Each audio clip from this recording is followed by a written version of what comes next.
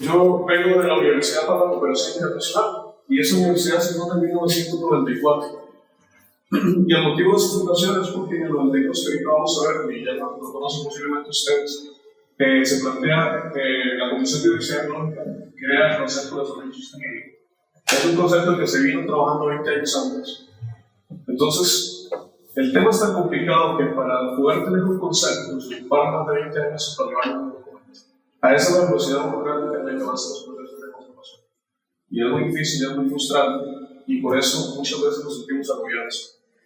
Entonces, nuestro rector estaba en una universidad pública en Costa Rica y decía: si este concepto hay que potenciarlo y hay que trabajar aquí, deberíamos integrarlo a las universidades y que se empiece a trabajar. Pero la universidad pública es muy rígida y no veía la posibilidad de hacerlo. Sino una universidad privada para potenciar el desarrollo sostenible. La universidad tiene el enfoque de cooperación internacional, trabajar con otros, trabajar en otras latitudes. Y utilizamos desde ese momento la virtualidad y la educación a distancia para llegar a toda Latinoamérica. Entonces tenemos gente de todos los países de la región trabajando y son personas que identificamos como líderes que pueden hacer cambios, que pueden movilizar estos cambios, y creo que hemos llegado a plantar buenas semillas y que ahora dan resultados en toda la región. Entonces hay programas que son muy innovadores.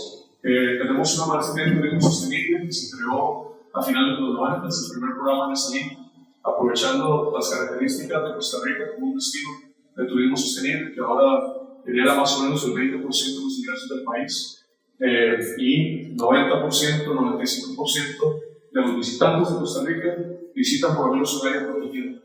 Entonces, programas como estos los hemos empezado a desarrollar de gran niveles ambiental, de áreas protegidas a nivel de maestría y administración de proyectos, que es donde conocimos aquí al colega Fernando llevando un curso con la profesora Paula, que está en la parte, aquí se están encontrando. La profesora dirige esta maestría en administración de proyectos, que permite que cualquier persona en cualquier etapa pueda integrar buenas prácticas para ser más eficiente en el desarrollo de sus iniciativas personales o profesionales. Y en el 2017 empezamos a trabajar sobre un concepto que se llama desarrollo regenerativo. La sostenibilidad plantea, ¿puedes pasar a la diapositiva, por favor? La sostenibilidad plantea que nosotros deberíamos alcanzar balance entre la parte social, económica y ambiental, que ya escuchado muchas veces esto. Digamos, es el escenario ideal. Pero resulta que nosotros le hemos sacado tanto a la tierra, la hemos manipulado tanto, la hemos transgredido, que por más que ahorita todos decidiéramos ser sostenibles en este planeta, hay una curva, hay una inercia que nos lleva hacia el colapso planetario. Yo no puedo decidir hoy ser sostenible porque no tengo las condiciones. Es como que yo tomé mucho capital de eso y entonces ahora por más que quiera no puedo vivir con lo que tengo. No sé si han escuchado sobre el día del sobrevivo económico. Entonces todos vivimos con un planeta y medio. Argentina tiene su libro económico en junio, Costa Rica lo tiene como en julio, a nivel planetario total está como en agosto. O sea, todos consumimos más de lo que tenemos en el planeta y eso hace que no podamos ser sostenibles. Las datos que siguen. Entonces, y esto es lo que plantea después la Agenda 2030, de establecer unos objetivos comunes, que son 17, que llaman los ODS, y ahorita voy a esa parte.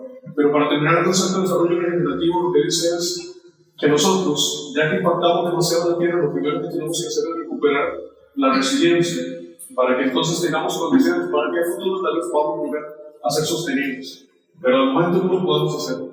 Y no es suficiente con trabajar estas tres esferas, sino que también está la parte espiritual, que es esencial, que nos conecta con la tierra.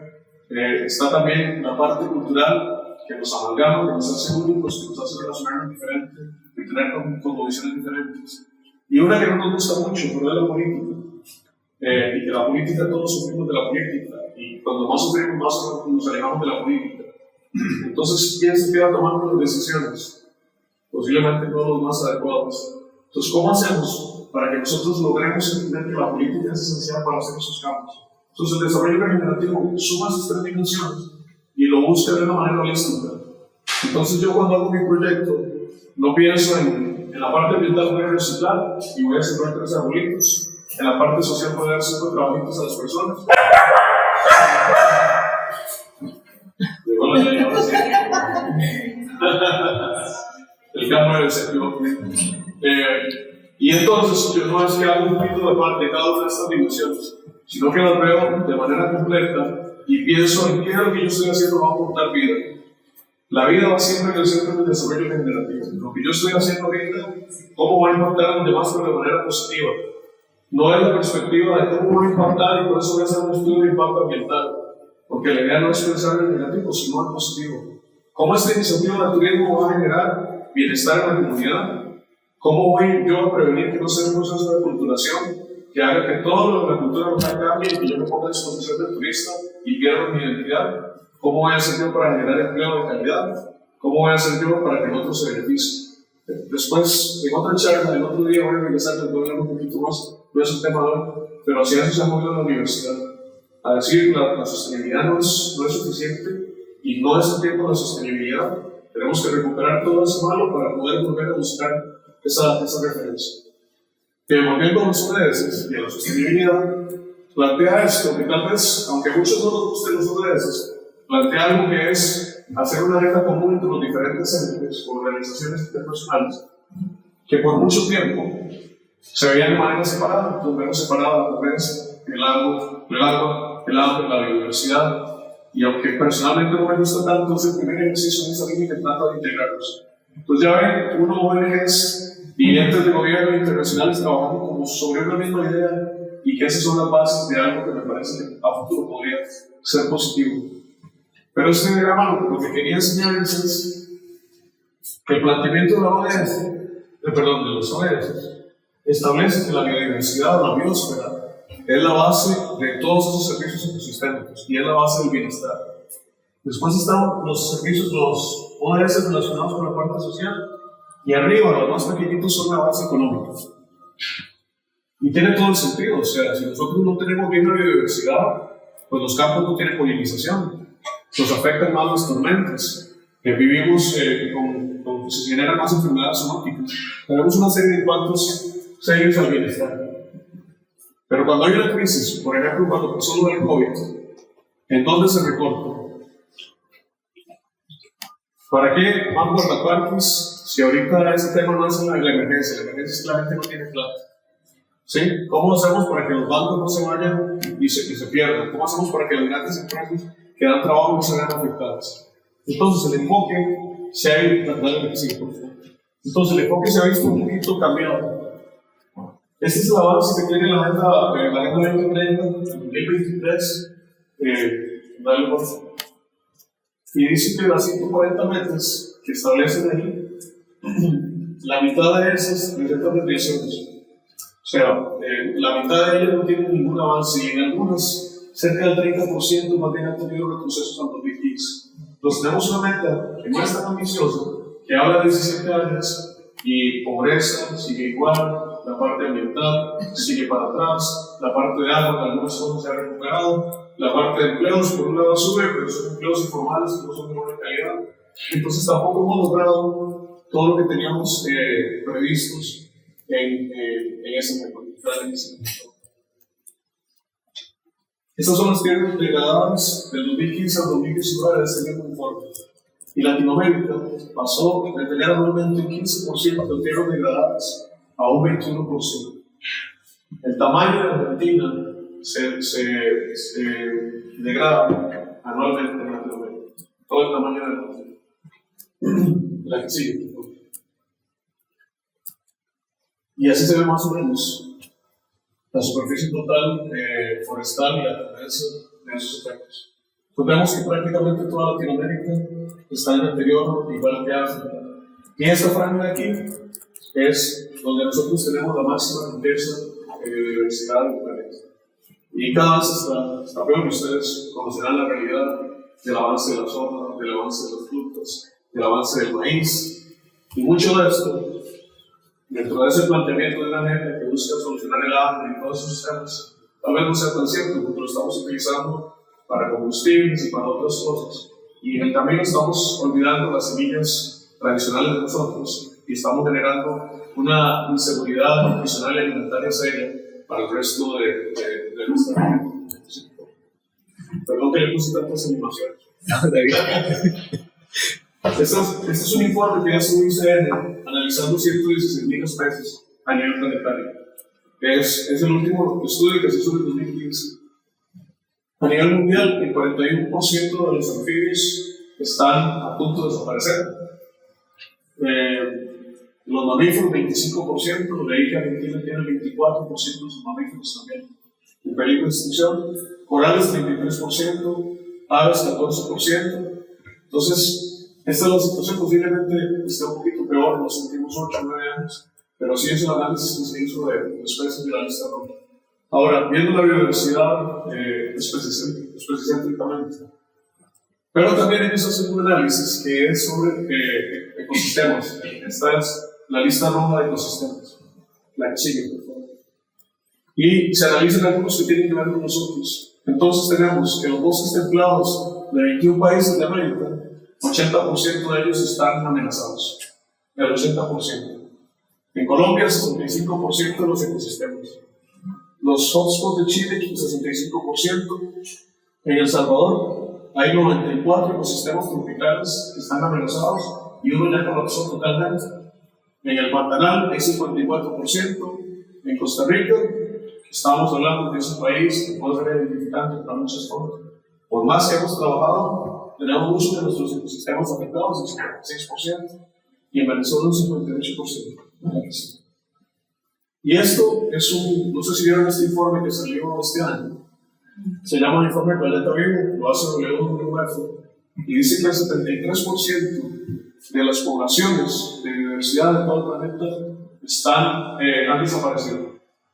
73% de las poblaciones. ¿Puede ver? Sí, la que sigue. ¿Otros? Ay, perdón. Pero el caso en Latinoamérica es que todos, 95% de las poblaciones de biodiversidad han desaparecido en los últimos 40 años. En esos 40 años que planteamos el desarrollo sostenible, hemos venido viendo y teniendo conversaciones de cada rato, en ese tiempo perdimos el 95% de las poblaciones. ¿Sí saben la diferencia entre especies y poblaciones? Okay. Entonces estamos hablando del individuo de especies, que está, digamos, en mamíferos, un 25% a punto de desaparecer, y las poblaciones son un grupo de esas especies, en cuanto a cantidad, en cuanto a abundancia, han desaparecido. Si antes veíamos 100 jaguares, ahora vemos solamente 5, por ver, de una manera. Es el continente o el área que está más seriamente amenazado y que ha perdido más especies. Sin embargo, en ese mismo periodo, este es el crecimiento del PIB de los países. Entonces ven que no se ha detenido ni una sola vez.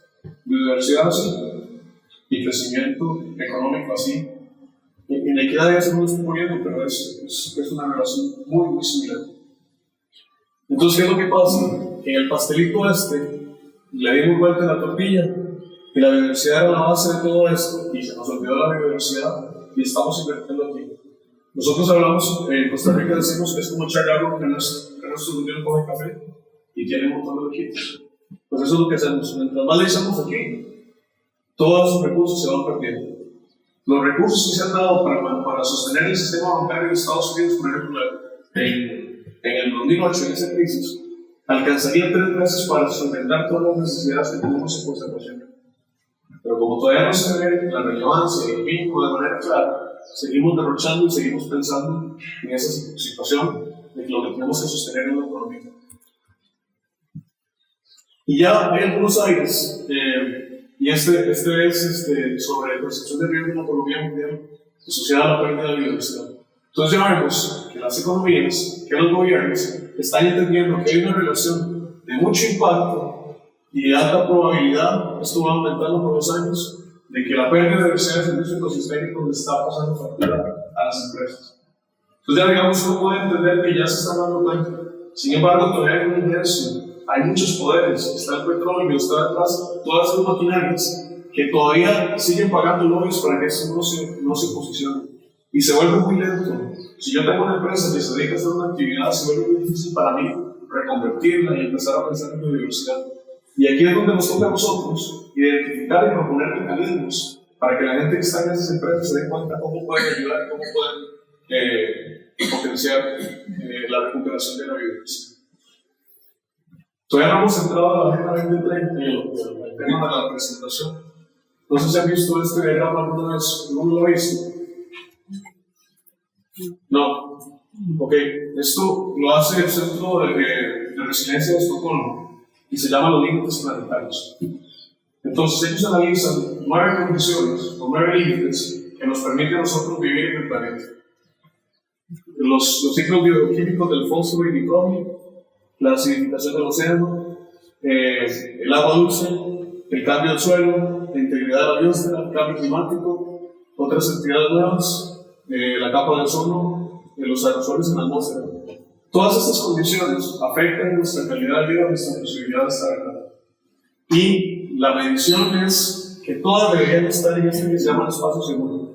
Todo lo que está fuera de esto verde, todo lo rojo, es que nosotros hemos sobrepasado la capacidad que tiene el planeta para eso. Esto que está acá es por la agricultura. Porque todos los químicos que utilizamos se los inyectamos a la naturaleza. Y la naturaleza lo que hace la agricultura tradicional es saturar el suelo de esto para que las plantas puedan agarrar un poquito. Pero matan toda la vida que está vivo, que se encarga por ella misma de sostener a la planta. Entonces estamos saturando de fósforo y nitrógeno de nuestro suelo. Esa es la manera que le damos al agua dulce que tenemos. Ustedes la han visto contaminada, ustedes han visto todo eso. Cambio de uso del suelo para conversión a prácticas de este lado, entonces se van complementando. Lo que acabamos de ver con la pérdida de biodiversidad hasta aquí, tanto las especies como las poblaciones, pero también el material genético, como hemos perdido todo ese material de muchas de las especies, tanto de fauna como de flora. El tema del cambio climático, que es el que se roba todo el escenario y que ahora todo el mundo piensa en cambio climático. Pero el cambio climático no es el que está más grave ahorita. Sin embargo, el cambio climático afecta a todo lo que está aquí. Entidades nobles y aerosoles. La capa de ozono fue la que recuperamos, que estaba muy mal en los 90, entonces ahí nos damos el saludito en la espalda que hemos logrado algunas cosas. Y de la acidificación del océano todavía no hemos llegado a superar la capacidad que tiene. Pero es increíble que de 9 límites ya nosotros nos hayamos encargado de 6. Es como ir en una nave planetaria y decir, bueno, vamos a hacer el servicio y ya el servicio lo saturamos y pues volteamos el servicio. ¿Dónde ponemos los restos? Volteamos la cocina, volteamos este motor. O sea, nos estamos quedando sin las cosas básicas de la nave. Eso es lo que implica esto. Y esto es lo que da pie a entender por qué nosotros ahora tenemos metas de conservación un poco más amplias. La que sí. Estos son los límites planetarios aplicados a los países. Entonces, en este análisis, lo que está aquí dentro se llama la base social. Todos los países deberíamos procurar atender lo que está aquí adentro, la base social. Lo que está azul es que está bien, lo que está rojito es que está mal. Esa base social dice satisfacción de vida, salud, nutrición, sanidad, ingresos, acceso a energía, educación, soporte social, calidad democrática, igualdad y empleo. Todos estos elementos están evaluados en Nicaragua, Costa Rica, Argentina y Alemania. Solo para ejemplificar, pero está para todos los países. De estos 4 países analizados, Alemania tiene ya lleno y asegurado todas esas condiciones de vida. Tiene empleo, tiene sanidad, tiene ingresos, tiene toda esa parte.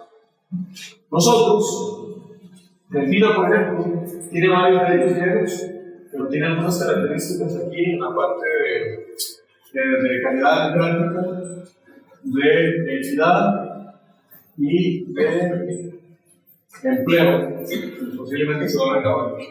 No tiene garantizado todo el círculo de bienestar de su población y posiblemente ustedes sean más críticos, ustedes lo tienen que algunas otras veces no las tienen tan altas. Costa Rica está similar a Argentina. Le falta un poquito de empleo y un poco de equidad. La equidad está muy baja en la distribución de ingresos. Y este es nuestro vecino del norte, Nicaragua. Ven cómo tiene demasiados vacíos en esto. Ahora, lo que está afuera, lo que está en rojo, significa lo que acabamos de ver con los límites planetarios. Entonces, pues si bien Alemania tiene todo eso garantizado, vean cómo está en rojo. Porque vive y ha garantizado la calidad de vida de ellos con recursos de otros países, utilizando unas huellas económicas muy amplias, afectando todo lo que pasa en los restos de los países. Así se pone cualquiera de los países de Europa, Holanda, China no es de Europa, pero China también, Italia, cualquiera de ellos, van a encontrarse este escenario. En Chile no van a encontrar eso, pero en Europa la mayoría van a encontrar esa base solucionada. Ahora, Argentina, en el tema de emisiones de CO2, está un poquito más alta que Costa Rica, pero está muy similar. Nosotros también no tenemos una industria tan fuerte, no tenemos una producción agrícola tan grande, y tenemos esos espacios de biodiversidad que de cierta manera nos ayudan, pero la relación es muy similar en cuanto al crecimiento hacia la tendencia.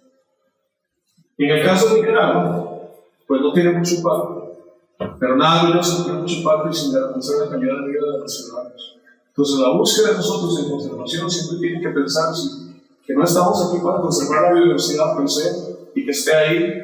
Tenemos que pensar también en la generación de beneficios.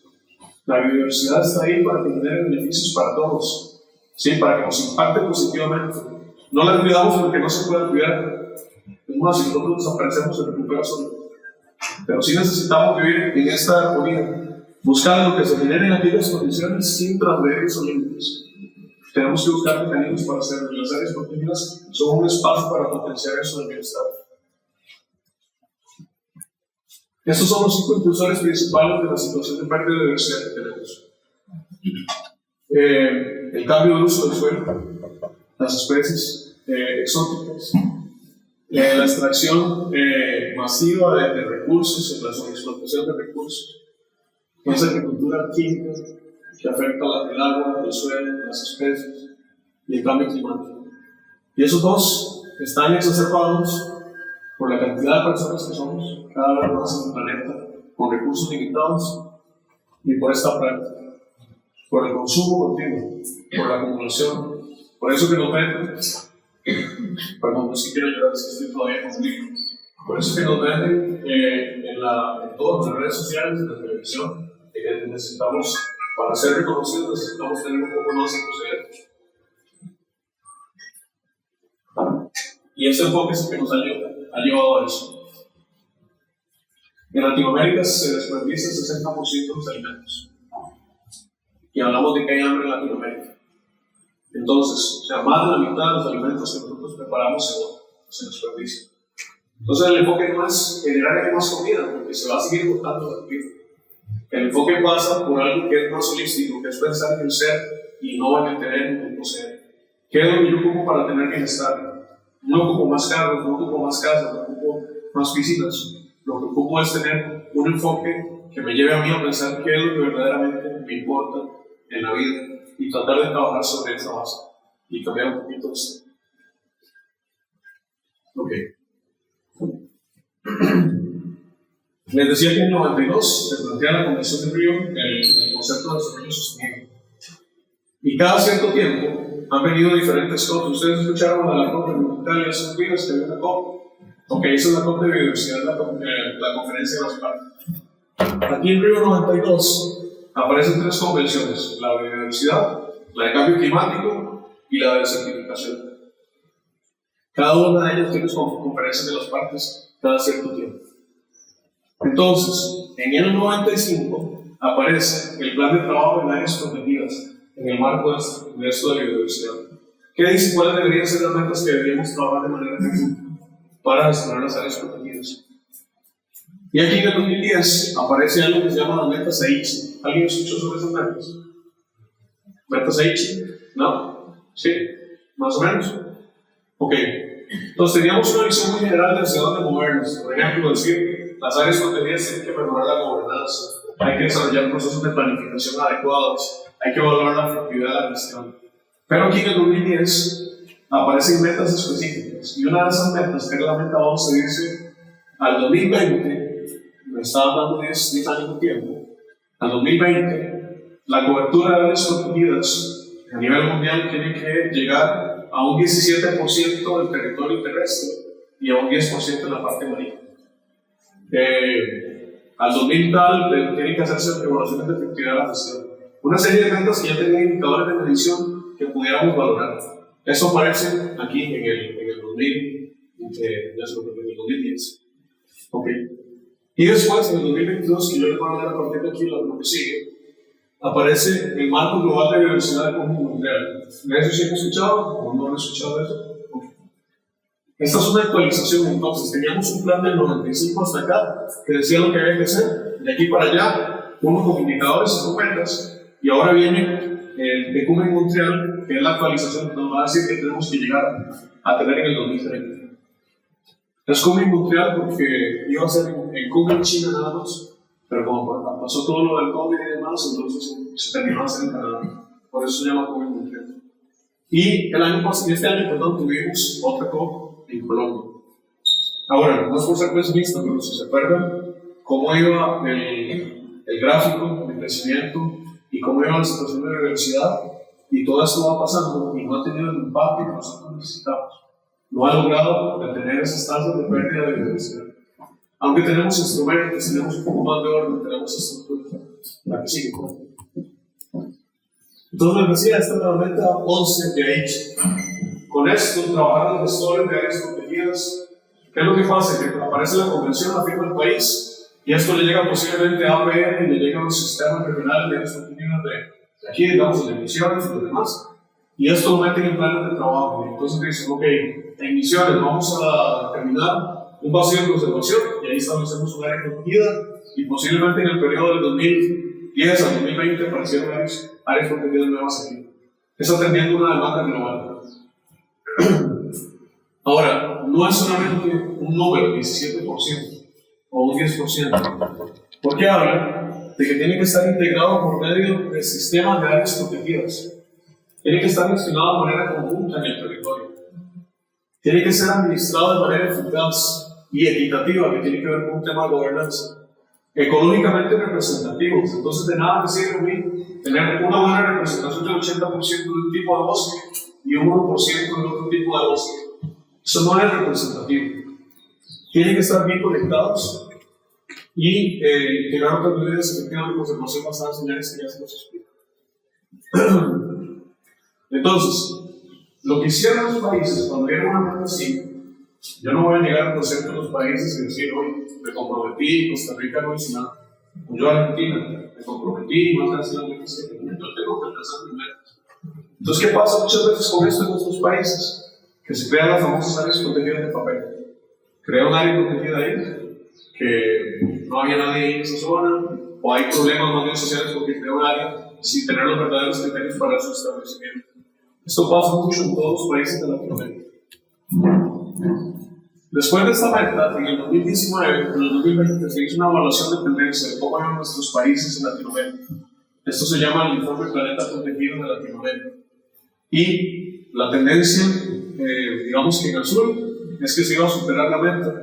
Los que están en verde es que se iba a alcanzar. Los que están en amarillo es que no se iba a alcanzar, aunque había una tendencia negativa. Y estos eran los que no habían avances en todo. Entonces, por ejemplo, vamos a ver en Argentina, se decía en el 2019 que había avances, pero que no iban a ser suficientes para alcanzar la meta de conservación. Sin embargo, a nivel de toda la región, se iba a sobrepasar tanto lo terrestre como lo marino. Y de hecho, en el 2020 se alcanzó esto en Latinoamérica. ¿Nos correcto un poquito, por favor? Sí. 24% de las zonas terrestres en toda Latinoamérica se pudieron proteger y un 18.9% de las áreas marinas y costeras. Entonces, sobrepasamos una meta cuantitativa que decía 17 y 10. Y ya con esto, todos aplaudimos y nos abrazamos y nos sentimos súper bien. Pero les pongo el ejemplo de Costa Rica. Costa Rica tenía un 3% en la parte marina. Y en un decreto ejecutivo amplió el área marina en un 27%. Entonces Costa Rica llegó al 30% que nos pide para el 2030. Está el área protegida aquí y ampliamos todo esto en un área protegida de una isla que está a 36 horas del continente. Y con eso alcanzamos el 30. Pero hay un análisis de vacíos de conservación que habla de 20 vacíos de conservación marinos que tenemos. Ninguno de esos se contempló. Entonces, no cumplimos bien, nada más lo cumplimos políticamente. Y eso es algo que hacemos muy, muy común. Ahora, Costa Rica tenía 600 guardaparques en ese momento. ¿Cuántos guardaparques crees que le asignaron a esa área protegida? Ningún guardaparque. Los mismos, tenemos 600 guardaparques. O sea, pasamos de un 3% marino a 30% verde, 1000% de crecimiento. Y no sé si no somos guardaparques. Entonces, no nos damos cuenta que esa información que venía anterior, que nos debería sensibilizar, es la base de esto. No es una base política de demostrar que yo como Costa Rica soy grandioso y soy todopoderoso. es que esto es fundamental para que todos sobrevivamos y para se debe hacer con responsabilidad, no es un tema de que ahorita yo tengo que quedar bien, es que hay que sentirlo, hay que hacerlo de corazón. Y ahí es donde entra también nuestro rol de ser críticos, de cuestionar esos procesos, de llamar la atención, de cuando estamos trabajando hacerlo con ganas y ponerle, porque si no vamos a entrar en las mismas. De esos elementos que decía de calidad, tenemos la cobertura se cumple, la efectividad de la gestión. Los elementos de efectividad de la gestión analizan diferentes elementos. Si yo tengo un plan de manejo, es un elemento de disponibilidad. Si yo tengo personal capacitado, si tengo reuniones con las personas de las comunidades, hay una serie de criterios, todas las metodologías de evaluación de efectividad las tienen. Pero muy pocas metodologías hablan de impactos o resultados de conservación. Les pongo un ejemplo.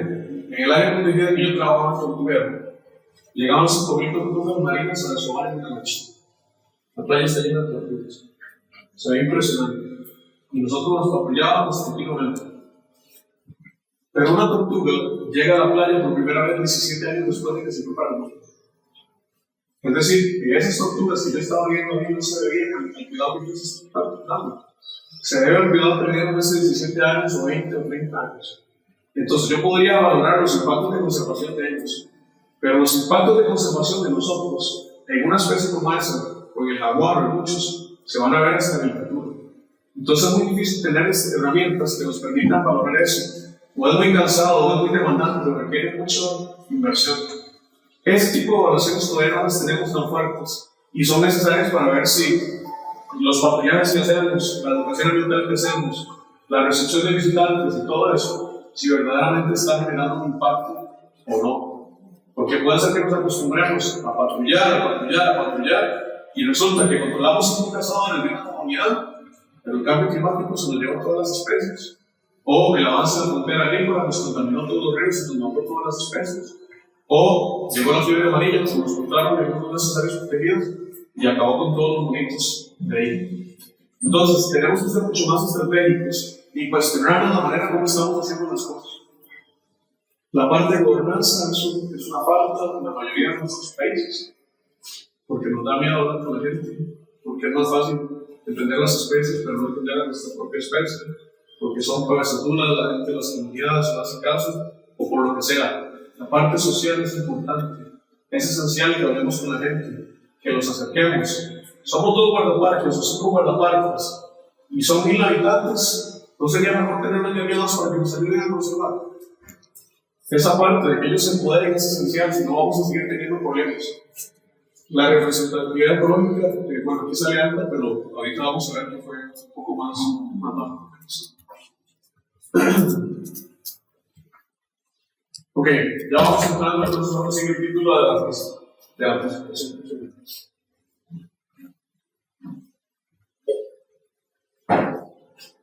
Entonces, en ese marco global de biodiversidad que todos los países de nosotros se comprometen a cumplir para no irnos, como dicen los mexicanos, a la chingada, se establecen 23 metas. Y esa meta 11 que habíamos hablado, que hablaba del 17% terrestre y el 10% marino, es ahora la meta 3. Y esa meta habla de conservar ahora el 30% de la parte terrestre y marina. Ya no es el 17 ni el 10. Había un proceso a nivel global que hablaba de que lográramos un 50% terrestre y marino, que es lo esencial de darle al planeta para que podamos mantenernos. Sin embargo, pasar de un 10 a un 50, a un 17 a un 50, es muy complicado, y más que estamos viendo que no tenemos las capacidades para hacerlo. Entonces se llegó a ese número mágico del 30, que no es, uno lo hace como ¿por qué un 30? Bueno, hay estudios que sustentan esos números de 30 y de 50, puede ser 32, puede ser 28, pero se llegó a ese número ahí, y eso fue lo que aceptaron los países. Hay un grupo de metas, las primeras 8, que tienen que ver con metas para reducir las amenazas de la biodiversidad, minimizar el impacto del cambio climático, reducir los riesgos de la contaminación, eliminar los impactos de las especies exóticas. La meta está más desarrollada, pero se enfoca en esos elementos. Gestionar el aprovechamiento de la vida silvestre, detener la extinción de las especies por temas de humanos, restaurar ecosistemas degradados en al menos un 30%, incidir en la planificación territorial y después metas para atender la parte social, metas específicas o con herramientas para poder atender los que está ahí.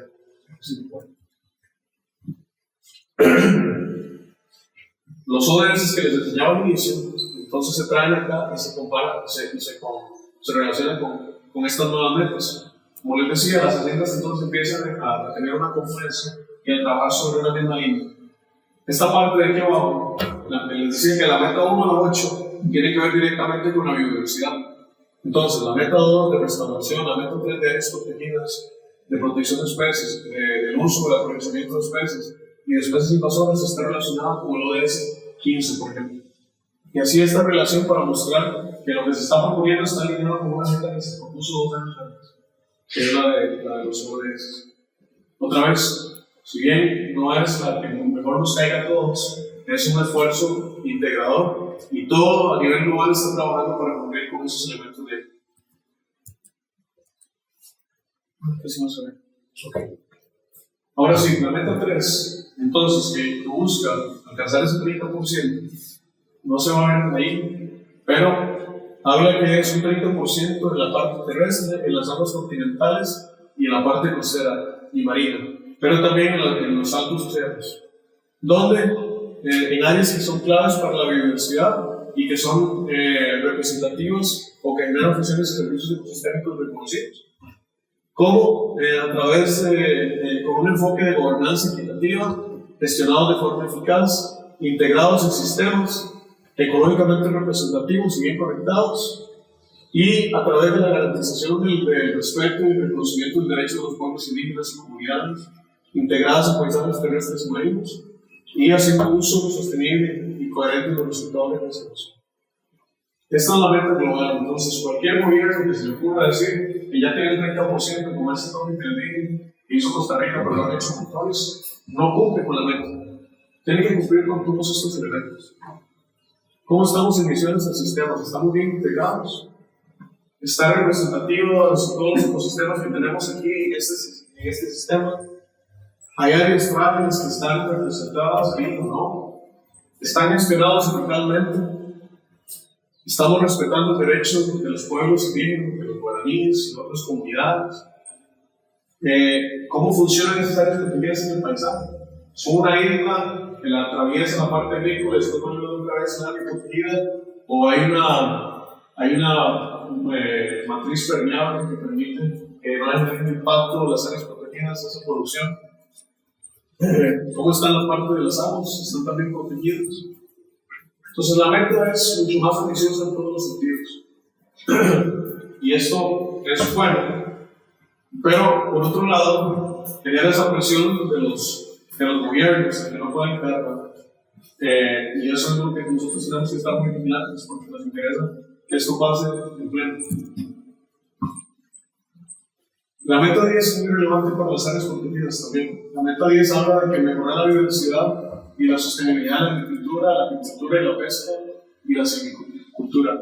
Entonces, por un lado, 30% del territorio tiene que estar en áreas protegidas y otras áreas efectivas de conservación. Y por otro lado, ese otro 70% tiene que ser paisajes productivos, pesquerías, áreas de manejo forestal, plantaciones y cualquier otra actividad productiva que no vaya a estar generando un impacto hacia la biodiversidad, que sean bien manejados. Y esto implica, en muchos casos, gestionar la eliminación de subsidios que potencien esta agricultura extensiva y química que está afectando la biodiversidad. Esos subsidios, principalmente en Europa y Estados Unidos, son los que hacen que vengan productos de allá que se vendan a mejor precio y que entonces nuestros productores se vean afectados o tengan que utilizar sus semillas o sus agroquímicos para volverse más eficientes. Ok. El otro elemento, la característica de la efectividad de esa gestión, como les decía, nosotros no sabemos medir el impacto de la conservación, porque es larga, porque es complicado y porque las herramientas no nos dan. Entonces, tener esa conservación efectiva implica una buena gestión de parte de nosotros, es lo más cercano que tenemos. Tenemos un instrumento de planificación, un plan de manejo, un plan de gestión, un plan director, tenemos planes temáticos para eso. pero también estamos muy organizados como equipo para trabajar con nuestras comunidades, para establecer lazos de cooperación, para poder tener mayores probabilidades de que yo como guardaparques, si veo que me están afectando mi área protegida, seguro, y posiblemente en el camino intermedio me caiga. Pero si una comunidad está demandando que se quede esa área protegida, es totalmente diferente. La movilización de ellos es diferente. Nadie les va a prohibir, puede ser que llegue la policía y les dé una garantía o lo que sea, pero nadie les va a prohibir que se mantengan ahí luchando por su agua, por las especies o por el paisaje que ellos quieren mantener. Retos que tenemos entonces, una organización basada en ciencia, entender qué es lo que está viendo afectado y por qué, para poder gestionar adecuadamente. Medir esos resultados, entender cuáles son las tendencias que tenemos financieras para lograr eso, para lograr generar esa información. Y integrar las áreas protegidas en las políticas de salud. Cuando llegó la pandemia, nosotros a todos nos encerraron, que no tenemos que estar aquí, pero en Costa Rica nos encerraron como por un mes y no podíamos salir. No podíamos hacer nada al sol. Y entonces empezó a dar algo que se reconoció como el síndrome de la déficit de naturaleza. Porque no nos damos cuenta que nosotros somos parte de la naturaleza. Encerrados no nos sentimos. Y ahí hubo, por ejemplo, en Colombia, los médicos estaban dándole como receta que la gente tenía que ir a visitar parques nacionales. ¿Sí? Entonces la receta médica ya no decía aspirinas y ibuprofeno y todo eso. Decía visita a área protegida o algo así. Parece loco, pero si uno le ve sentido a eso, cuando se está en la naturaleza se olvidan los problemas, se relaja, los árboles, todo lo que los químicos que se encuentran ahí, que hacen sentir bien. Eso es lo que se estaba buscando aquí. Entonces, si la salud es una agenda que más se reconoce, ¿cómo vincular eso con eso? ¿Cómo atraer a la gente para que viva y que se empiece a integrar en esta dinámica? Ese es uno de los elementos claves para nosotros en esta dinámica. Esto es volviendo a lo que les había mostrado, cómo creció el tema de creación de áreas protegidas. Estas son las terrestres y estas son las marinas. Las marinas son las que han tenido más impulso. Tuvieron mucho impulso con iniciativas como AFA de Costa Rica, pero también Perú, en la parte de Nazca, que es una área protegida enorme. Chile también, creo que Argentina creó áreas protegidas también enormes. Brasil, otra vez, esos son resultados halagadores, pero hay que ver, hay representatividad económica en eso, o es un tipo de ecosistema. Estamos protegiendo montes submarinos, bajos, sitios de animación, de aves. ¿En qué estamos pensando cuando tengamos eso? Ahora que cuando Perú crea eso, y Chile también dice no marcar atrás con Perú, y Argentina también no se quiere quedar atrás, todo eso nos sirve. Pues sigamos potenciando, pues sigamos representando. Por un lado hay que criticar lo que no nos parece, pero por otro lado, utilicemos lo que está en nuestras manos para convencer y diseñar. ¿Cómo que en Corrientes se acaban de crear un superparque, un megaparque, una área protegida? ¿Y por qué Misiones no? Todo eso se vale, y tenemos que ser más tácticos en eso. A veces nosotros nos quedamos con lo de la observación. No estamos donde se toman decisiones, estamos en nuestro grupo de conservacionistas. Esos espacios de política tenemos que buscarlos, tenemos que hablar de ellos, porque si no, vamos a seguir nosotros hablándonos por nosotros mismos. Sí. ¿Qué tan efectivos somos en el programa de áreas protegidas? Dice que para la meta 11 hablaba de evaluar el 60% del área total de áreas protegidas al 2020 y ya evaluamos 13%. Este tipo de metas no tienen ningún sentido, porque yo puedo aplicar un instrumento aquí y ustedes son 8 áreas y ustedes me dicen cómo está la gobernanza, bien, para el registro, la noto, lo subo en el registro global de áreas de evaluación de efectividad y ya cumplimos. Ahí no dice si está bien, si está mal, si lo hicimos de manera ética, correcta, lo que sea. Pero ya con eso se cumple la meta. ¿De qué nos sirve a nosotros decir que nuestra área protegida se gestiona un 90% bien? Esto no es un examen donde yo pongo una nota y me dicen si pasé o no pasé. Si me van a descubrir es otra cosa, no les preocupe que la evaluación sea alta. Pero si esto es lo que me saca del planeta, no del curso. Entonces necesitamos ser más críticos con esos instrumentos de evaluación. Si hay que cumplir con un proceso y es una metodología del ministerio, perfecto. Pero nosotros debemos ser conscientes de que el impacto no se está midiendo ahí. ¿Cómo lo medimos? Lo medimos con la gente que está feliz en el territorio, con la gente que está empoderada, que vemos más especies, los malaparques están emocionados de lo que está pasando ahí, que las amenazas se están controlando, que no tenemos presiones externas que hacen que cada vez el área protegida esté más así, cerradito, como una isla. Hay un instrumento que creó la Comisión Mundial de Áreas Protegidas, que se llama la Lista Verde de Áreas Protegidas. ¿Lo han escuchado? Ok. Muchos de los recursos de conservación de la conservación internacional están ahora enfocados en el estándar de la Lista Verde. El estándar de la Lista Verde es un tipo de evaluación de efectividad que lo que hace es reconocer áreas protegidas que están haciendo bien las cosas.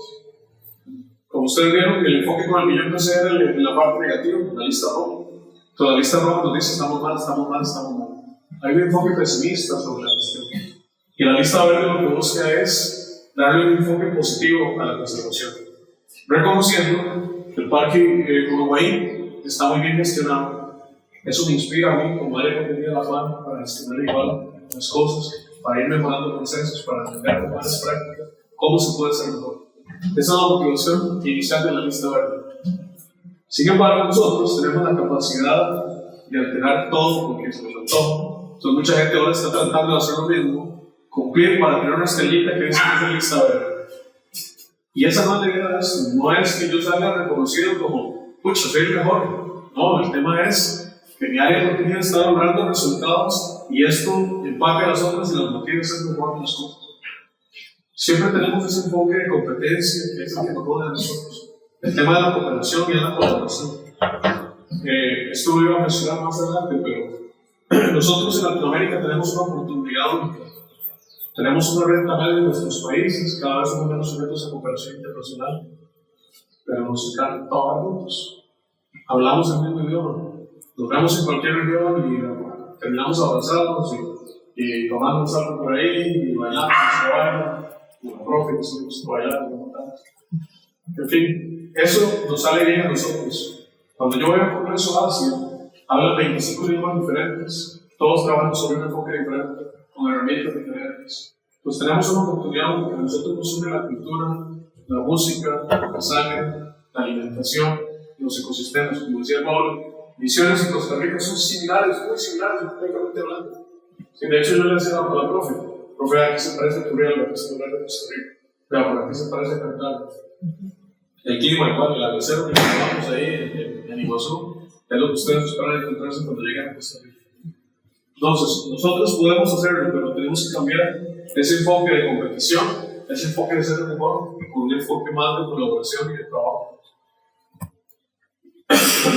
Esta la puedes.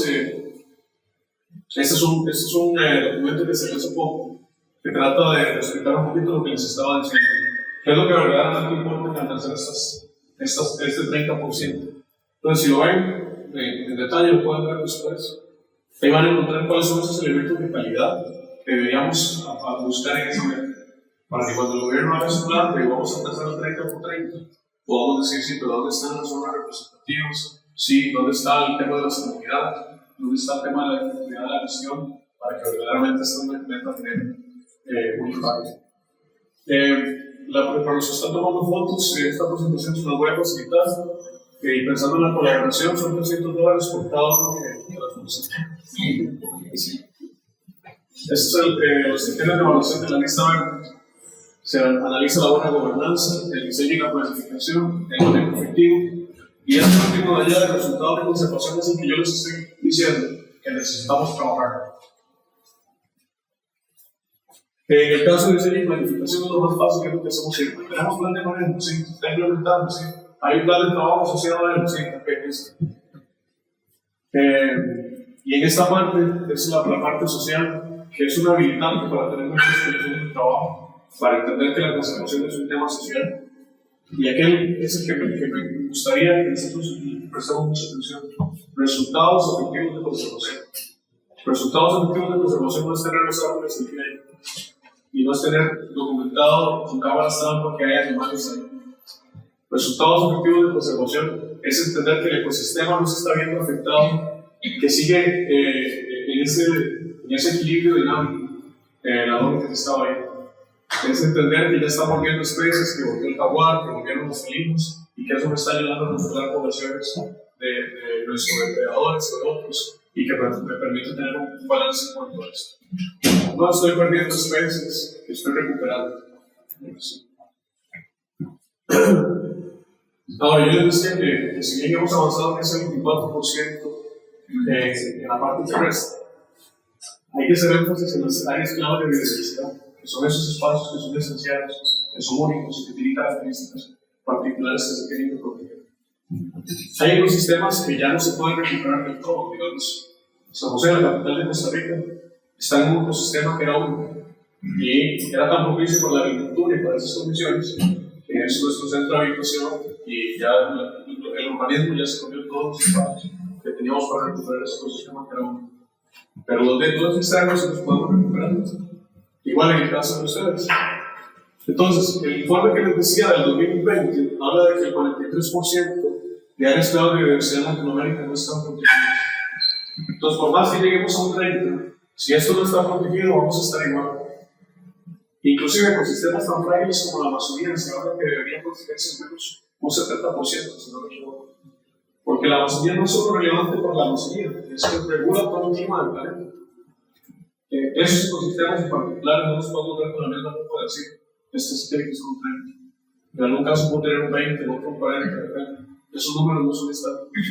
Pero es muy importante, aquí está la información de KBS, de áreas clave de biodiversidad, para entender cuáles son los ecosistemas que no están representados todavía en áreas protegidas.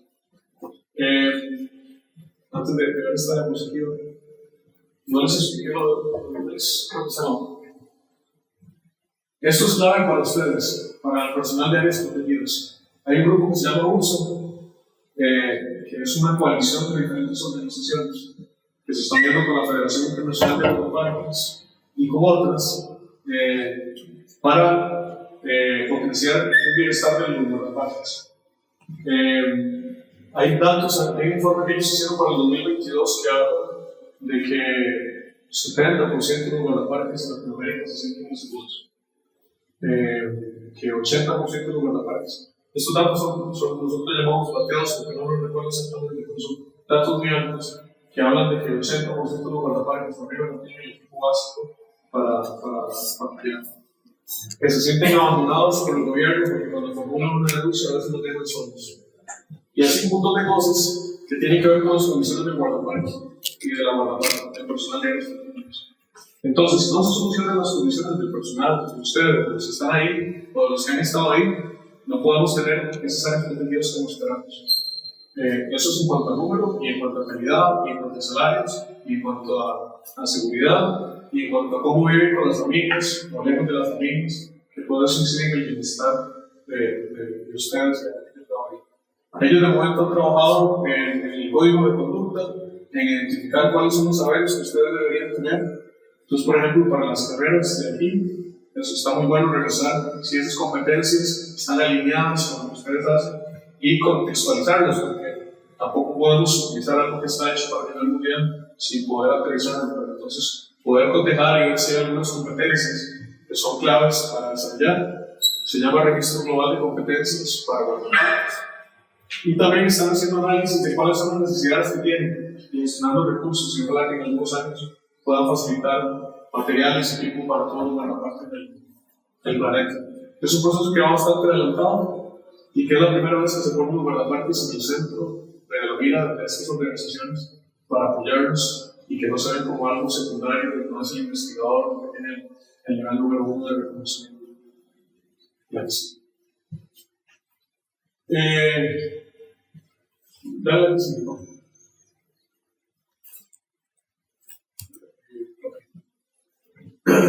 Y esos son los retos que les tenía como título de la presentación para verlos. Pero antes de ello, no sé, hay una diapositiva que habla de qué es una área protegida y qué es un aumento, que es importante reconocer aquí. La meta dice que se tiene que reconocer a través de ese 30% a través de áreas protegidas o otras medidas efectivas de conservación basadas en áreas. Eso se llama un aumento. Las áreas protegidas se crearon para conservar la biodiversidad. Están establecidas, tienen un decreto y están delimitadas. Un aumento, por el contrario, no se creó necesariamente para la conservación, pero genera impacto de conservación. Entonces, por ejemplo, una zona militar de aquí, digamos, aquí están las instalaciones militares, y las instalaciones militares regularmente tienen una cobertura atrás boscosa amplia, para camuflarlas o para esconderlas, etc. Ese bosque que está ahí no es una área protegida, pero genera resultados de conservación, no sirve que esté ahí. Entonces, posiblemente eso sea un momento. Un grupo comunitario tiene una tierra en algún lugar en particular, tal vez no la han delimitado espacialmente, es una comunidad que vive en ese territorio, y eso genera resultados efectivos de conservación, y eso es otro momento. Entonces, son áreas que generan impactos de conservación, pero no tienen una declaración de área protegida. Eso sería un momento. Entonces, aquí viene la trampa, y otra vez somos como individuos. Todos los gobiernos estaban pensando, algunos, no voy a decir cuáles para no generar problemas. Los gobiernos estaban pensando, nosotros no queremos parques nacionales ni áreas protegidas porque es algo muy caos. Mejor hagamos una labor de reconocer esa tierra que está por ahí. Y con eso llegamos al 30%. Pero otra vez, esa tierra que está por ahí, si ya está conservada, está bien, pero no es para cumplir específicamente con una meta. Es para estar bien en la conservación total. Entonces yo me hago algo que todos los países digan, mira, yo me había reportado esto, tengo 30. Y yo esta otra no me había reportado, y ya todos tenemos 30, entonces ¿por qué vamos a hacer nada? Esa no es la intención de estos procesos. Pero uno ve que es importante, si yo soy un grupo indígena, poner en valor que el hecho de conservación los pueblos indígenas, por ejemplo, si no están reconocidos. Depende de la autodeterminación de ellos, porque tal vez no quieren ser reconocidos en algo internacional. Pero sí es importante elevarles esta situación y también canalizar recursos para ayudarles a preservar terrenos que posiblemente por muchos de gobierno se han apoyado hasta la fecha. ¿Quieres una? Sí, usted me gusta ¿decides hablar de la categoría de manejo que es de conservación estricta o también hacer referencia a la propia categoría de manejo, por ejemplo, corredores de norte y por ciudad abierta, si están incluidas dentro de área protegida? Okay. Para sumar al 30%. Okay. Áreas protegidas pueden ser de las 6 categorías diferentes que tiene la OICN. Áreas, digamos, número 1, áreas de categoría 1 son áreas intocables, digamos, que solo se permite la investigación.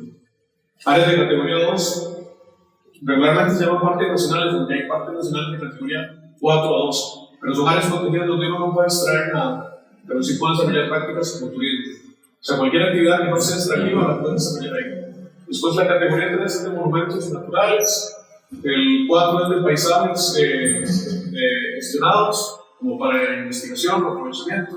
La categoría 5 es, se me olvidó, ¿La de las reservas de extracción?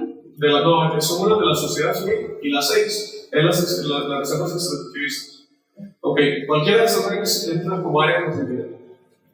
El tema de corredores biológicos está ahí medio, en caso de Costa Rica es una estrategia de gestión y no es una categoría de manejo. Porque entonces yo la delimito, pero para gestionar todas las comunidades. Y la puedo modificar, hacer más pequeña, más grande, de acuerdo a la situación que hay.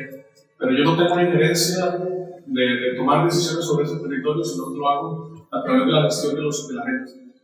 Eso se llama una estrategia de conservación, pero no una categoría de manejo.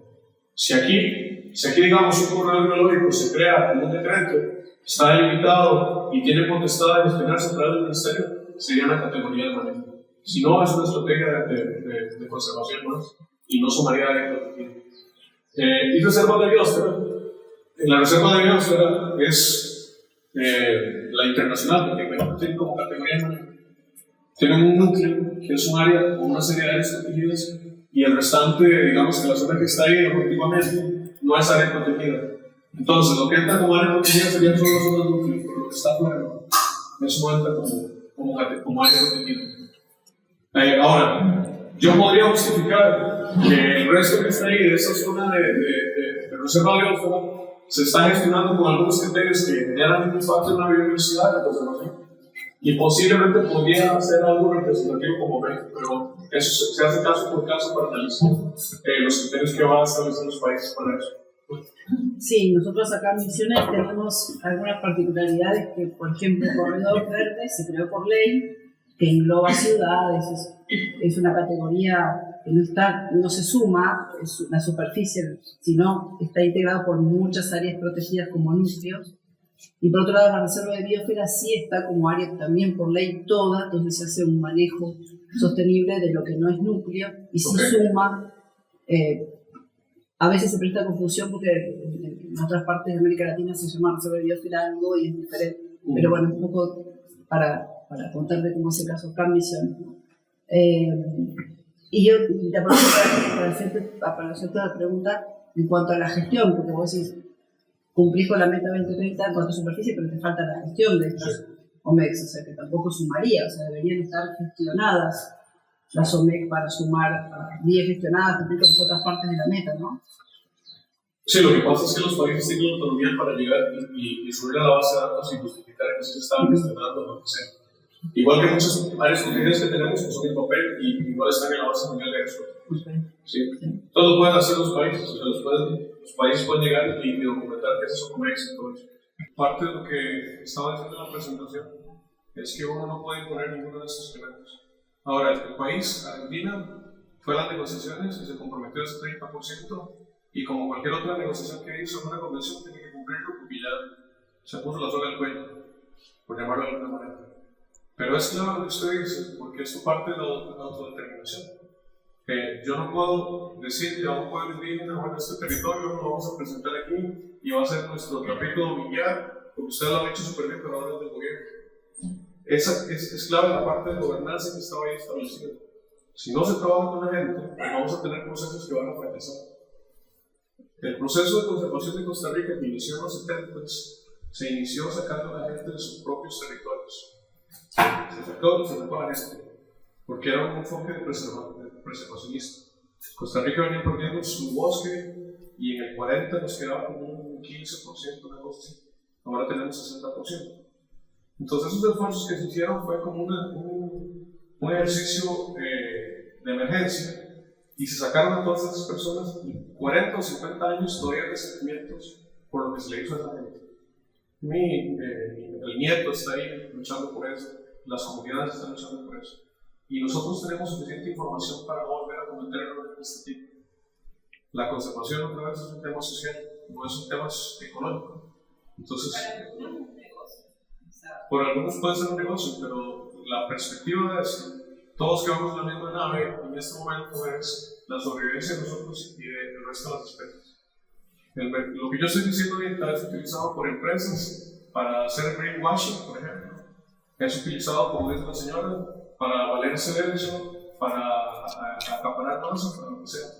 Pero les estoy hablando de una perspectiva diferente que es la de nosotros como conservacionistas, que estamos buscando verdaderamente un enfoque de que los últimos ecosistemas que queden se puedan mantener y eso pueda garantizar la vida del planeta. Entonces, socialmente es importante que se contemple eso. No somos occidentalizados, que estamos tratando de aplicar una metodología que se nos puso a pesar que mucha gente lo ve así.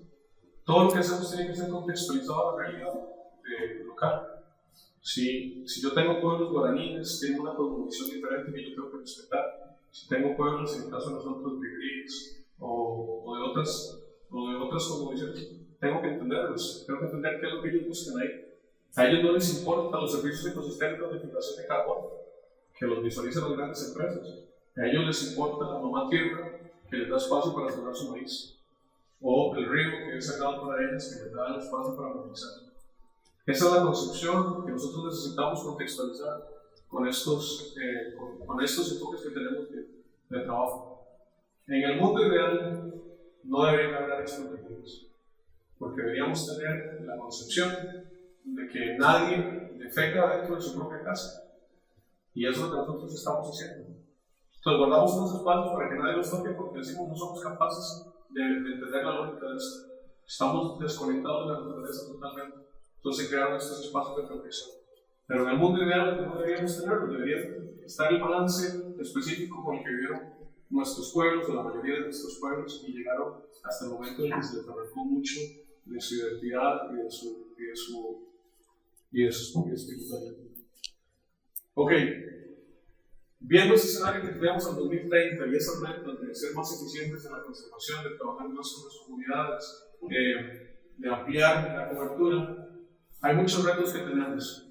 Uno de ellos es la ampliación de esa cobertura como tal. ¿Cómo hacemos para ampliar esa cobertura si tenemos el avance de la frontera agrícola superacelerada, esperando cualquier espacio para generar más monocultivos? O también los asentamientos humanos. Y en el caso de los asentamientos humanos, movilizados muchos por cambio climático. Hay gente en la costa que no puede estar viviendo en la costa porque constantemente se está inundando. O gente en las comunidades rurales que nos volamos toda la montaña y ahora se inunda todo. Entonces van a empezar a moverse a otras zonas. Y esas zonas son las que posiblemente sean las que estén pensando separar esos objetivos. Representatividad económica, garantizar la conservación proporcional de la diversidad de ecosistemas, priorizando áreas claves para la biodiversidad. Contraventura es crear un área protegida en cualquier espacio que tenga bosque, es crearlos en espacios que sean estratégicos y que verdaderamente vayan a garantizar que conservemos la biodiversidad. Resultados de conservación, nada hacemos con tener el bosquecito ahí, con tenerlo con el GPS y mapeado y sectorizado, si no sabemos qué conservación qué resultados está logrando la conservación. Gobernanza equitativa, asegurar una gestión participativa y respetuosa con comunidades locales indígenas, así como otras modalidades de gobernanza. Integrar los principios de buena gobernanza en la UICN en políticas públicas y prácticas de gestión asegurando claridad de su aplicación. Las políticas de buena gobernanza en la UICN hablan de voz y voto de las personas, habla de justicia, habla de transparencia, habla de que ellos estén representados en la toma de decisiones. Hay un modelo interesante en Costa Rica que es el de consejos locales. Y un consejo local es la máxima autoridad del área protegida. No es el director del área protegida, es la máxima autoridad. Es este consejo. Y está compuesto por representantes de las comunidades que tienen intereses ahí y de sectores que están ahí, llámese academia, llámese producción. La idea es poner a gente que está en el territorio, que entiende que le da la importancia a esto y que ellos mismos también se autorregulen. Y no que dejen que pase un único sector sobre el otro. Eso es esencial para lograr este objetivo. Las UMEX, el tema importante aquí es entonces no aprovechar ese esfuerzo que ya está, pero sí ponerle valor y reconocer lo que se ha hecho bien en esos espacios. Sí. Cuando uno le dice cómo va a lograr conservar el 30% de su territorio, si ya con el 15% ya siempre dicen que no tienen recursos, que no tienen instalaciones, que no tienen uniformes, que no tienen buenos salarios y que no tienen personal. Entonces ese es el reto más clásico. Recursos financieros se necesitan para esto. Y aquí el tema es cómo nosotros hacemos para comunicar que la biodiversidad, como estaba en el pastelito, es la clave del resto del bienestar. No es algo que se le da un poquito de plata para que vayan los guardaparques y se piden ese parche de bosque. Es lo que mantiene la funcionalidad de estos sistemas. La polinización, el agua limpia, la detención de la erosión, los espacios de pesquerías, cualquiera de esos servicios ecosistémicos vienen de lo que se está conservando ahí. Sí. En el caso de los gestores de las áreas protegidas, básicamente no podemos pensar en ampliar si no se mejoran las condiciones de actividad que trabajan en áreas protegidas. Profesionalización. En Costa Rica, como les decía, el 30% del territorio está protegido y lo gestionan 600 personas. Entonces, imagínense la tercera parte de un país gestionado solo por 600 personas. Pero Costa Rica es uno de los países que más guardaparques tiene. Colombia tiene 500 guardaparques y el México es más grande que Costa Rica. Bolivia tiene 200 guardaparques, el mismo México es más grande que Costa Rica también. Entonces,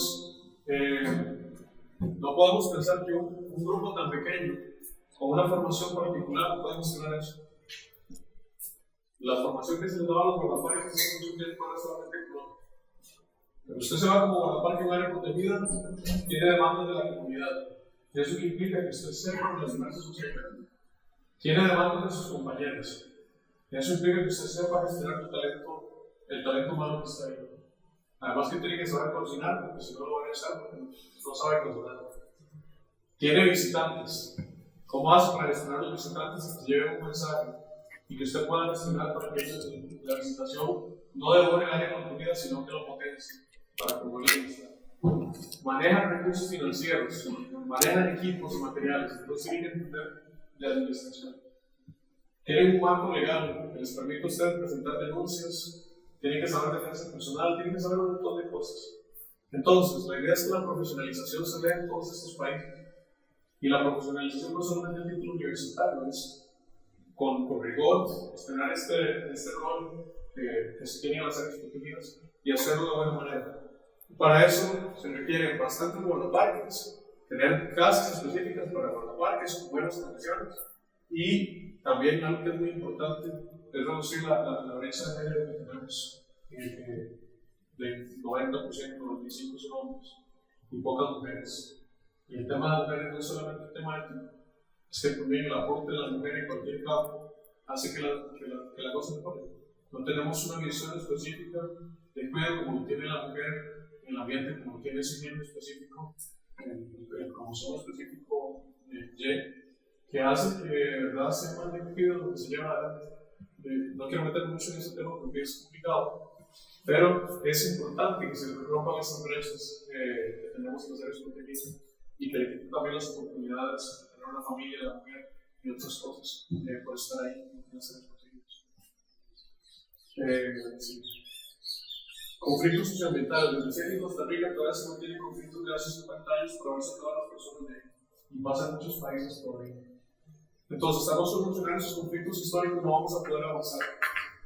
Y ahora tenemos unos nuevos conflictos. En áreas protegidas, como decía la compañera, se vuelven de mucho interés para esas personas que quieren aprovecharlo, pensando otra vez desde esa perspectiva de ser un millonario, de generar recursos para mí y de olvidarse de todo lo que estaba ahí. O bien, lo quiero para agricultura y presiono mucho para que eso se dé y para que se dé el cambio de uso. Entonces, la conflictividad social es clave antes de pensar en crear más áreas protegidas. Esto es clave en todos los países. Ustedes han visto cómo Latinoamérica viaja de la izquierda a la derecha, un poquito por el centro, vuelve a la izquierda o a la derecha. La agenda mía ya no, porque ya pasan mis 4 años, ahora tengo otra agenda específica.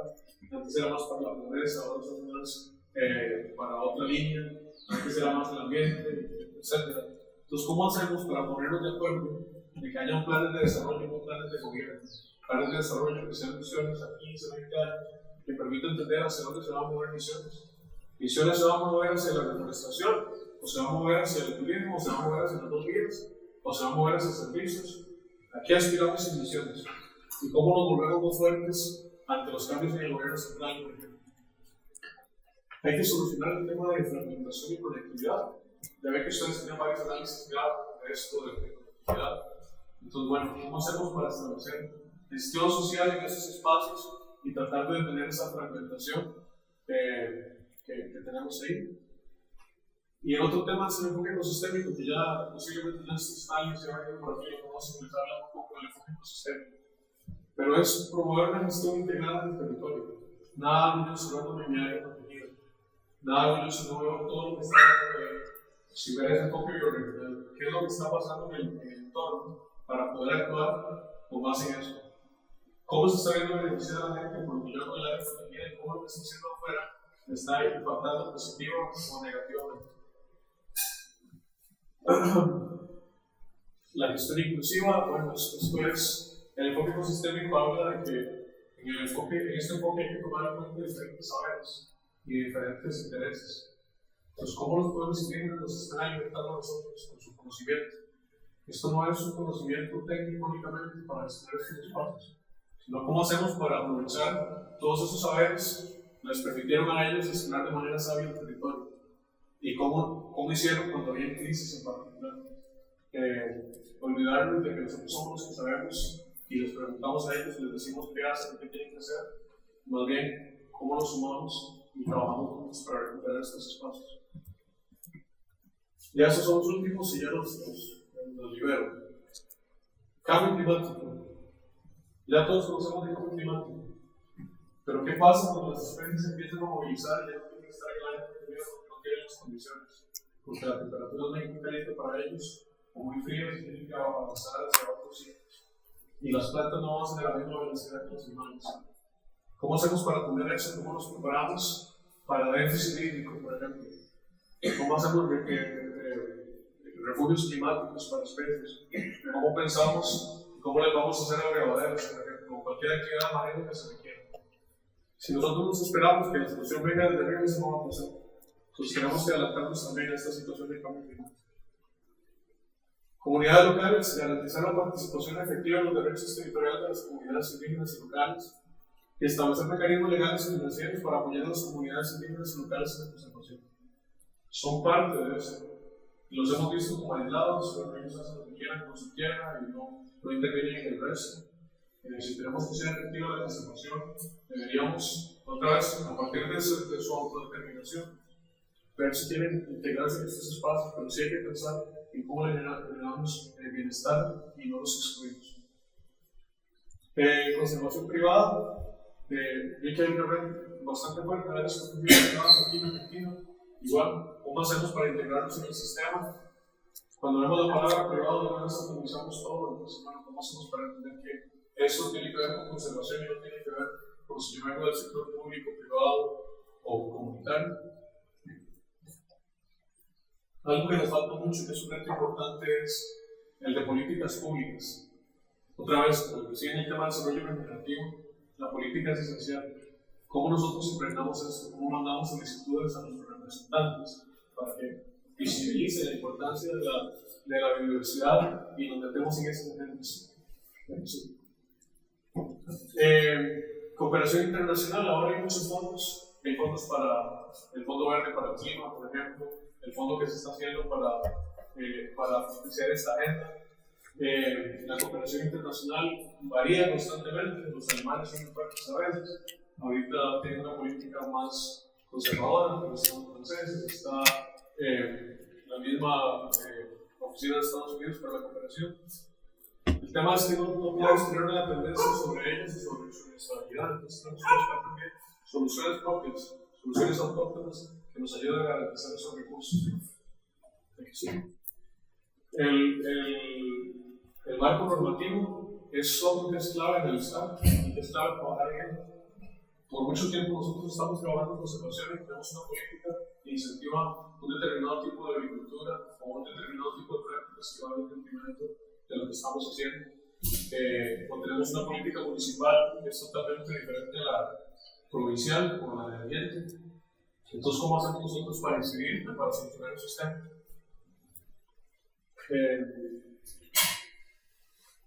Y bueno, esos son, digamos, los principales retos que estamos documentando.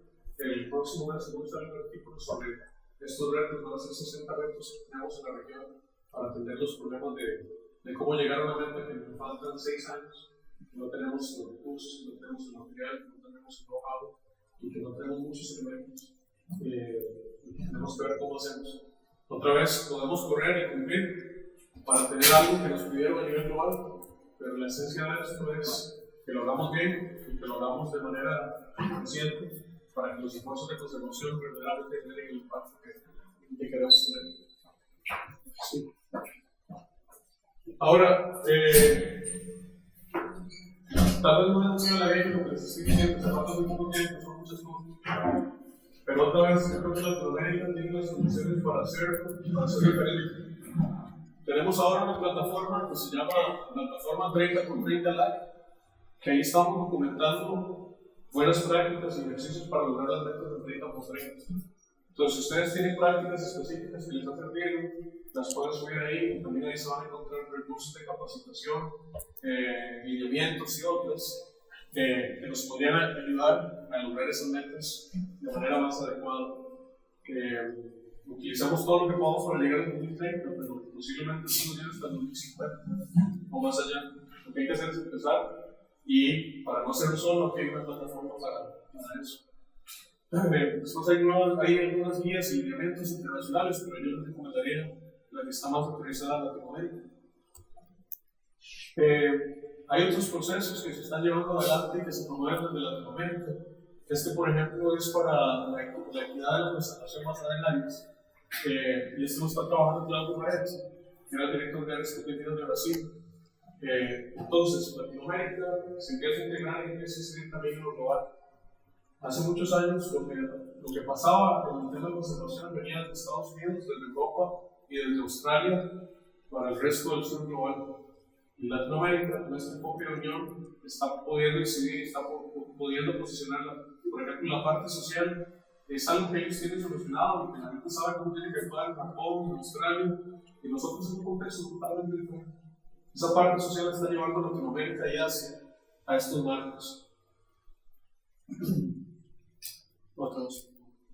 De la plataforma que les decía, hay varios recursos, aquí hay repositorios, hay información de cursos que estamos dando, hay líneas específicas, si a usted le interesa la parte de efectividad de la gestión, hay un espacio para eso, si les interesa lista verde, si les interesa MEX, si les interesa conectividad, pueden encontrar en este espacio.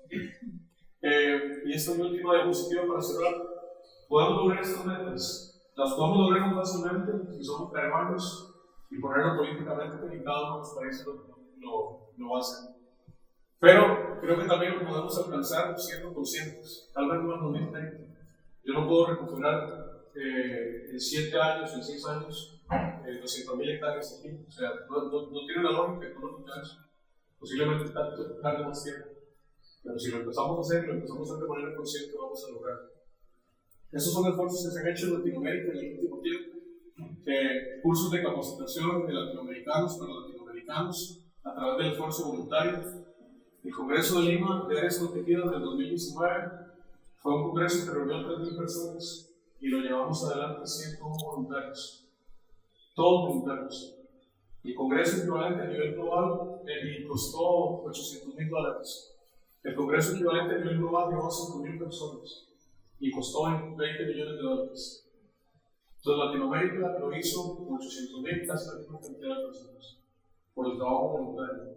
Entonces yo estaba coordinando un grupo de estas 100 personas y tenía especialistas en efectividad de la gestión, en conservación, en ecología, en la parte social, en turismo, en todas las áreas que tenemos. Y todos estaban aportando de manera voluntaria su conocimiento y su know-how para hacer que esto funcionara. Entonces Latinoamérica tiene la posibilidad de hacer eso y muchas más cosas. Les decía que los guardaparques, 70%, 80% decían que su vida había estado en riesgo al menos una vez. 80-90% no tienen los equipos suficientes de material. Pero el 98% de los guardaparques de Latinoamérica dicen que son orgullosos de la confianza. Entonces esto hace para mí la diferencia. La gente comprometida y trabajando con una visión, y esa visión la hacemos nosotros, pensando de manera consciente y no solamente buscar un beneficio de que la conservación verdaderamente se va a tener los resultados que necesitamos, que es no desaparecer del planeta nosotros y el resto de las especies con las que nos. Y lo último, ya que tengo un grupo, una audiencia cautiva aquí, es un comercial. Estos son programas que tiene la universidad en la que trabajo, una máster en turismo sostenible, que empezó en el 98, la primera de su tipo, el virtual. Tiene una fase de una semana en Costa Rica, por si quieren irse para allá y disfrutar, allá lo recibimos. Esta me la metió la profe Paula, que es de proyectos, no tiene que ver con mi facultad, pero me dijo que si no la ponía no venía de nuevo, y es una maestría en administración de proyectos.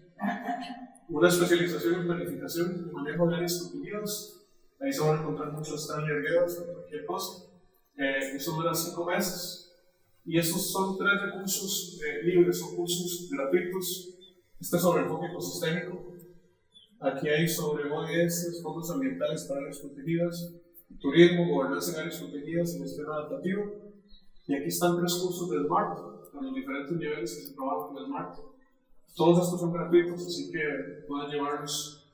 Son 13 cursos en total y tienen su certificado de 80 horas, de 24 a 80 horas, así que si los quieren aprovechar, solo estarían ahí con el código de interés. Eso sería de mi parte, y ahorita entonces si tienen preguntas, comentarios, yo aquí un ratito más para escuchar. Tengo una pregunta de parte de... Hay una pregunta de un estudiante de la licenciatura en Conservación y Desarrollo Regional que tiene que ver con si hay antecedentes de sanciones o algún tipo de... Sí, sanciones, ese término que utilizó, para aquellos países que no cumplan de manera muy extravagante las metas después de haber conveniado. Sí, yo no conozco antecedentes en este ni en otras convenciones directas, porque los países tienen una autonomía particular, se comprometieron y hicieron algo. lo que están haciendo es quedando mal. Pero hay sanciones indirectas. Entonces hay fondos específicos que los países están recogiendo y que esos fondos van específicamente para tales finalidades. Entonces, si el país no cumplió, no va a recibir fondos de estados destinados para eso. Por ejemplo, si el compromiso era llegar a, no sé, al 30%, los países solicitan fondos para lograr esa meta. Si no lo lograste, pero hiciste el esfuerzo y tienes las evidencias, te van a dar recursos. Pero si el país se sentó que lo iba a hacer por política del gobierno que llegó y dio que hacer una superioridad, entonces no es sujeto a la recepción de esos beneficios, digamos. Lo utilizan en cartas de negociación.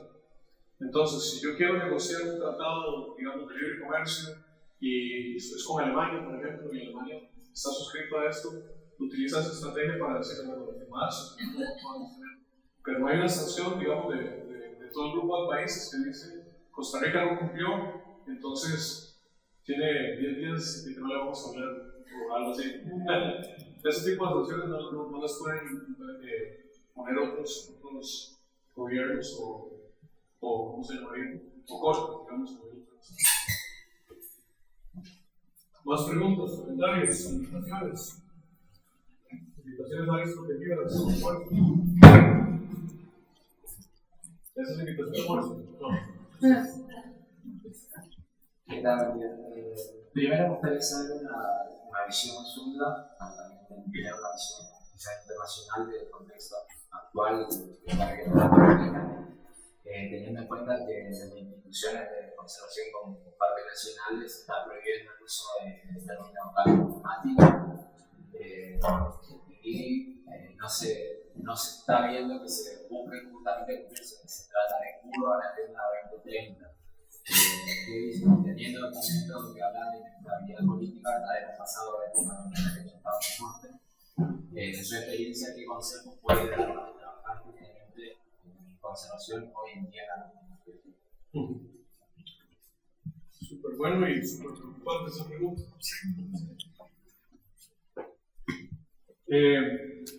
Te voy a responder con algo que pasó en Estados Unidos. Estados Unidos pasó y posiblemente va a pasar ahora que llegó Trump otra vez algo similar. Entonces empieza a desarticular, se empieza a debilitar el sistema de áreas protegidas. Y entonces el personal de áreas protegidas empezó a crear una estructura por debajo secreta para poder defender los intereses de conservación. Porque yo como trabajador de un parque nacional no puedo ir en contra de lo que me está diciendo el gobierno que yo hago. Pero por detrás había un grupo que yo le pasaba información y este documentaba lo que estaba pasando y lo ponía y lo visualizaba en redes y otro tipo de espacios. Entonces fue una estrategia que le funcionó para que Estados Unidos para defenderse en el paso anterior de Trump. Otra cosa que yo vi en Brasil, y aquí es muy importante, de que ustedes tienen un sistema central y un sistema provincial de áreas protegidas. En Brasil pasó lo mismo con el otro señor que llegó hace poco con el mismo enfoque y donde se puso el apoyo y la fuerza fue en los sistemas estaduales, que sería el sistema provincial. ¿Cómo fortalecemos entonces lo que está local para que por lo menos eso aguante y después nos den chance para recuperar lo otro que está pasando? Para mí ese podría ser uno de los enfoques. Y el otro, que bueno, eso que trabajamos nosotros siempre es la parte de educación y de comunicación. ¿Sí? Tener aliados como fundaciones, como grupos hermanos, nos permite mucho hacer lo que el personal no puede hacer. Evidenciar, posicionar en la agenda, traer los temas a conversación. Eso siempre va a ser un mecanismo que por lo menos por vergüenzas limita algunas cosas. No es infalible. En Costa Rica ahorita estamos experimentando algo que es como un intermedio en cuanto a eso. Y es difícil. Lo que pasa es que con 40 años de trayectoria en la parte de conservación, sí hay mucha gente de universidades especialmente que no se deja y que lleva esto a una lucha continua, a movilizaciones y demás. Entonces eso es lo que nos ha defendido un poco. Entonces, lo que habría que hacer para ahora y para más adelante es tratar de consolidarse como grupo, personal de áreas protegidas, la gente conservacionista, los investigadores, buscar cuál puede ser el espacio que aglutine esta energía y que pueda dirigirse para defender lo que ahorita el personal no podría defender. Más invitaciones a almorzar, comentarios, preguntas. Sí. Sí. Bueno, muy interesante tu charla. También agradecerte enormemente, ¿no?, todo lo que fuiste resumiendo esta visión global regional. Mi pregunta iba porque ahora en Misiones está empezando a concretarse el tema de los bonos de carbono famosos, recién ahora con un programa jurisdiccional y que da digamos, un respiro a algunos propietarios privados y afectadas también en relación a que por las políticas públicas una ley que daba fondos para la explotación de bosques dejó de funcionar. Entonces, ¿cuál es tu experiencia con ese tema en Costa Rica? ¿Que hubo mejoras, cambió algo la realidad de conservación? Okay. Con el tema de bonos de carbono, hay dos aristas aquí. Una es que muchos de los fondos de bonos de carbono se querían dirigir a pueblos indígenas. Y los pueblos indígenas de Costa Rica no quisieron. Ellos quisieron, algo similar como lo que planteaba la señora, que no estaban interesados en mercantilizar la madre naturaleza. Que no quisieron esos fondos. Y está totalmente bien y está muy bien, y eso es lo que mencionamos de los pueblos vecinos. Pero el tema de bonos de carbono se utilizó para la conservación de bosques fuera de áreas protegidas. Entonces hay un pago por servicios ambientales donde esos bonos se acumulan y se designan a personas que están protegiendo bosques. Entonces, la profesora que tiene una propiedad con bosque recibe fondos de eso. Ella tiene una propiedad, le da un mantenimiento a la propiedad y recibe un monto que no es mucho, pero motiva por lo menos a la persona que no está aprovechando ese bosque a que lo conserve. Entonces, ¿cómo se prioriza? Se prioriza que si aquí está una área protegida y aquí está la otra, aquí está la propiedad de la profesora, está dentro de un corredor biológico. Para mí esa es una prioridad número uno, entonces yo le asigno recursos a ella para conservación. Así se están utilizando muchos de esos bonos de carbono. Ahora, por el otro extremo, para financiar eso mismo, se utiliza también un impuesto a los combustibles. Entonces, ese impuesto a los combustibles también viene para financiar esta parte. Hay otros bonos de carbono que están llegando a manos privadas, que son dentro del mercado voluntario, ¿sí? Y esos, hay pocos movimientos que se están haciendo. Las propiedades de Costa Rica son muy caras, y entonces hay más dinero, por ejemplo, en Nicaragua, que es mucho más económico y pueden comprar más áreas, digamos, para esos bonos. Sí, digamos que no está tan mercantilizado todavía. Y ahorita lo que se está hablando más son los bonos de biodiversidad, que se están tratando de generar indicadores para poder no solamente el bosque en pie, sino la evidencia de especies que está generando un impacto en la conservación, pero eso está en pañales. Sí. Gracias. Sí. ¿Estamos? Muy buenas.